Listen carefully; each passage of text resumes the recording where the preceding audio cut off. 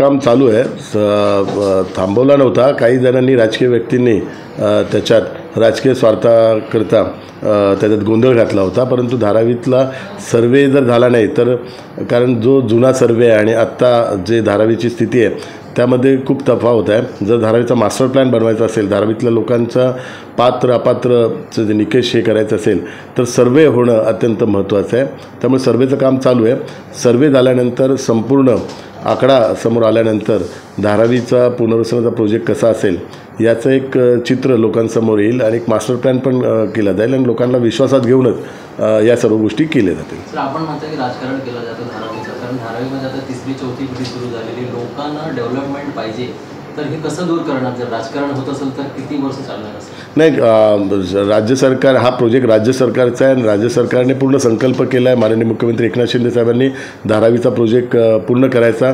दुर्दैवाने त्याच्यात आता राजकारण केलं जातं आहे. आज आदरणीय उद्धव साहेबांनी पण जी पत्रकार परिषद घेतली ती केवळ राजकारणापोटी आणि विधानसभेच्या निवडणुकीला डोळ्यासमोर ठेवूनच ही पत्रकार परिषद त्यांनी घेतली. लोकांमध्ये गैरसमज पसरवणे, लोकांना एक भीतीचं वातावरण निर्माण करणे, हाच प्रोपगंडा लोकसभेच्या निवडणुकीत आपल्याला दिसून आला. लोकसभेच्या निवडणुकीत पण लोकांमध्ये एक भीतीचं वातावरण करून, गैरसमज पसरून, खोट्या बातम्या पसरून लोकसभेच्या निवडणुकीत विरोधकांनी त्यांची रणनीती आखली होती. आता तोच प्रयोग विधानसभेच्या निवडणुकीत करण्याचा त्यांचा हा प्रकार आहे. आणि आपल्या सर्वांना माहिती आहे की निवडणूक आयोगाने त्यांना आता देणगी घ्यायची परवानगी दिलेली आहे. त्यामुळे देणगी घेण्याकरता ह्या अशा पत्रकार परिषद आता ते घेत आहेत. कारण त्यांचाच MLCचा उमेदवार जो निवडून आलेला आहे त्या उमेदवाराच्या ॲफिडेविटमध्ये अदानीचे शेअर्स त्याने विकत घेतलेले त्याने त्याच्या ॲफिडेविटमध्ये दिलेले आहेत. त्यामुळे स्वतःचे उमेदवारच अदानीचे शेअर्स घेत आहेत आणि इथे धारावीकरांना त्यांच्या हक्कापासून वंचित ठेवत आहेत केवळ राजकारणापोटी. आणि ज्या गोष्टी होऊच शकत नाही अशा गोष्टींची डिमांड करून धारावीकरांमध्ये गैरसमजाचं वातावरण निर्माण करत आहेत.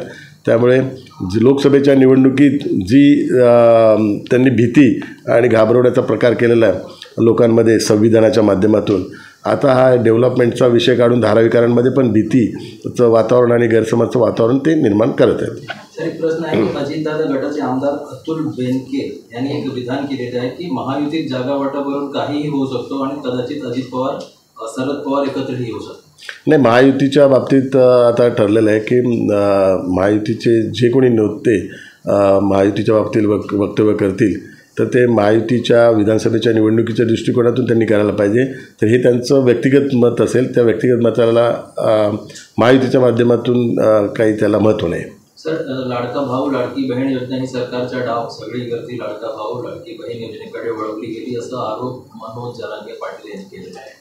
नाही, असं काही नाही आहे. हे सामान्य माणसांकरता ती स्कीम आहे आणि समाजातील प्रत्येक घटकाला आर्थिक सहाय्य आणि सक्षम करण्याकरता राज्य सरकारने या सर्व योजना चालू केलेल्या आहेत.